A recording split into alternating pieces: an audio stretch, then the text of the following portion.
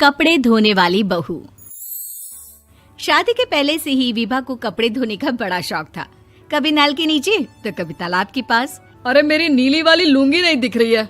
विभा की अम्मा, कहाँ रखी है लुंगी? अरे वो तो विभा ने परसों ही धोकर रखी थी आपकी अलमारी में, देखो वहीं होगी। वो ना मैंने आज धो दी, मुझे लगा कि गंदी हो गई होगी। अरे कैसे गंदी हो गई थी? उसे तो मैंने पहना भी नहीं। हे भगवान, इस लड़की के कपड़े धोने की आदत से परेशान हो गया हूँ मैं। जितना तो घर में राशन नहीं आता, उससे कहीं ज्यादा डिटर्जेंट पाउडर का खर्चा है। इसकी शादी करवा दो, शादी जाए अपने घर में ही करे काम, फिर चाहे घर के कपड़े धोने हो या पूरे गांव के।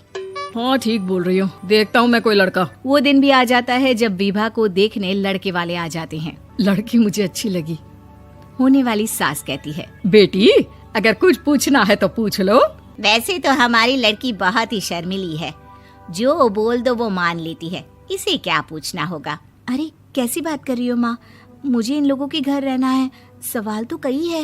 हाँ हाँ बेटा, पूछ लो ना, क्या पूछना है। आप लोगों के घर कपड़े कौन धोता है? सास का मुंह बन जाता है। देखो, अगर तुम ये कहना चाहती हो कि तुम्हें कपड़े धोने नहीं आते तो सुन लो, कपड़े मैं ही धोती हूँ, लेकिन तुम्हारे आ जाने के बाद मैं रुमाल तक नहीं धोऊंगी। अरे चुप रहना भाग्यवान, बहू बेचारी घर आई नहीं, उसे डराना शुरू कर दिया। वो क्या है ना बिटिया, अभी तक तो ये कल्लू की माँ ही धोती थी, लेकिन अब तुम्हारे पापा तो दहेज में वॉशिंग मशीन देंगे ही। तभी विभा की माँ बोल पड़ती है, सवाल भी पूछा तो क्या। वैसे भाई साहब, मशीन की तो फिर भी कपड़े धोने की कैपेसिटी होती है। मतलब जो बिटिया दे रहे हैं ना विभा, इसे कपड़े धोने का बहुत शौक है। ये आप लोगों के क्या, आस पड़ोस गांव मोहल्ले सबके कपड़े धो दे और उफ तक ना करे। बाहर देखा नहीं आपने कितने कपड़े सूख रहे हैं? सब हमारी बिटिया ने ही तो धोए हैं। बस भी करो ना माँ, शर्म आ रही इतनी तारीफ सुनकर। और तो और एक दाग निकाल कर दिखाओ तो मान जाऊं। हाँ अच्छा, माफ करना बेटा, मैंने गलत समझा। हमें तो रिश्ता बहुत पसंद है। और ऐसे जुड़ जाता है रिश्ता कपड़े धोने का शौक रखने वाली विभा का। उसकी शादी हो जाती है कोयला फैक्ट्री में काम करने वाले कल्लू के साथ। शादी के बाद अचानक विभा चिल्लाती हुई सास के पास आती है। सासू माँ, अरे सासू माँ कहाँ है आप? ये तो धोखा है, धोखा दिया आप लोगों ने मुझे। इसे ससुर के चक्कर के बारे में पता चल गया। अरे तो उसमें तुझे क्यों धोखा मिला है? अरे नल में पानी नहीं आता, कपड़े कैसे कब धुलेंगे? अच्छा, तू पानी नहीं आ रहा उसकी बात कर रही है। तो आपने क्या सोचा? कुछ नहीं। अच्छा, तेरी माँ ने कहा था कि कपड़े धोने का शौक है तुझे, याद आया मुझे। शौक बोलकर कपड़े धोने वाले मेरे जुनून को कम ना आके सासू माँ, कपड़ा धोना मेरा गुरूर है। तभी पति भी वहाँ आ जाता है। अभी मैंने इसे सनी देओल की फिल्म दिखाई है, उसी के डायलॉग मार रही है माँ। अच्छा सुन, साफ साफ बता रही हूँ, पानी सुबह 4 से 6 और शाम को 10 से 12 आता है, समझी? विभा टाइमिंग सुनकर हैरान हो जाती है। ये क्या भूतों का मोहल्ला है? सुबह 4 बजे उठकर कौन कपड़े धोता है? 4 बजे टंकी में पानी जाता है, फिर सारा दिन धोना ना, किसने मना किया?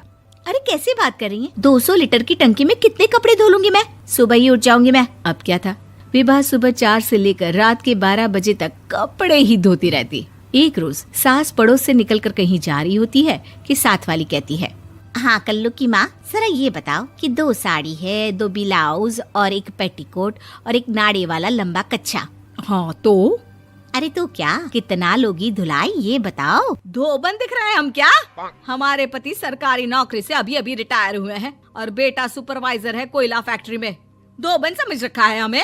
हाय रे कल्लू की अम्मा, माफ कर दो, वो तो मोहल्ले में यही सब बता रहे थे कि तुमने बहू को कपड़ा धुलवाने के काम में लगा दिया है। सास को पड़ोसन की बात सुनकर गुस्सा आ जाता है। वो घर पहुंचती है जहां घर के बाहर ही इतने सारे कपड़े सूख रहे होते हैं जितने कि किसी धोबन के घर पर। अरे ओ कल्लू की दुल्हन, बाहर निकल। माँ जी यहीं आ जाओ, बाथरूम में चादर धो रहे हैं हम। अरे अभी हम धोते हैं, तुमको बाहर निकलो। ये आस पड़ोस वाले बोल रहे हैं कि हम बहू से कपड़े धुलवा कर उसे कपड़ा धोने वाली बना दिए हैं। अरे छोड़ो ना माँ जी, किन लोगों की बातों में आती हो? आस पास के लोगों का तो काम ही होता है कि वो किसी तरह सास बहू को लड़ा दे। बहू सारे घर के कपड़े धोती है, ये क्या कम है? बोलिए। सास को भी लग जाता है कि वो बहू का ये सनकीपन नहीं छुड़वा सकती, इससे अच्छा है कि खुद ही चुप हो जाए। एक रोज सास और बहू मंदिर जाते हैं, जहाँ सास की साड़ी वहाँ खड़ी भीख मांगने वाली से मिलती है। माँ जी क्या बात है, आपकी साड़ी उस भिखारन से कितनी मिल रही है ना? हाँ हाँ देखो तो, दोनों की साड़ी मिल रही है। क्या बात है कल्लू की अम्मा, तुम खुद को तो अफसर की बीवी बताती हो और ऐसी सिंपल सी प्लेन साड़ी पहनकर घूमती हो। सिंपल और प्लेन नहीं है ये साड़ी। तो क्या सोने के धागे से फूल बने हैं? कुछ भी सासू माँ, कुछ भी। हाँ बने थे इस साड़ी में सोने के धागे से फूल। मेरे पति लेकर आए थे मद्रास से स्पेशली मेरे लिए 10,000 की। ताहे भाई साहब इस भिखारन के लिए भी सेम टू सेम साड़ी लेकर आए होंगे 10,000 की।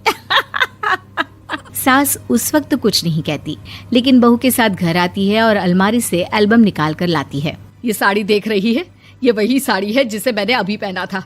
इस साड़ी में ये जो चमकदार फूल दिख रहे हैं ना, ये सोने के धागों से काढ़े गए हैं।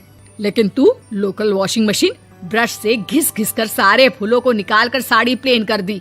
मुझे माफ कर दीजिए सासू माँ। और तो और, जब मैंने तुझे तेरी गलती के लिए कुछ नहीं कहा, लेकिन तूने तो सबके सामने मेरा मजाक ही बना दिया। क्यों? बहू को समझ में आ जाता है कि अब से उसका कपड़े धोना बंद।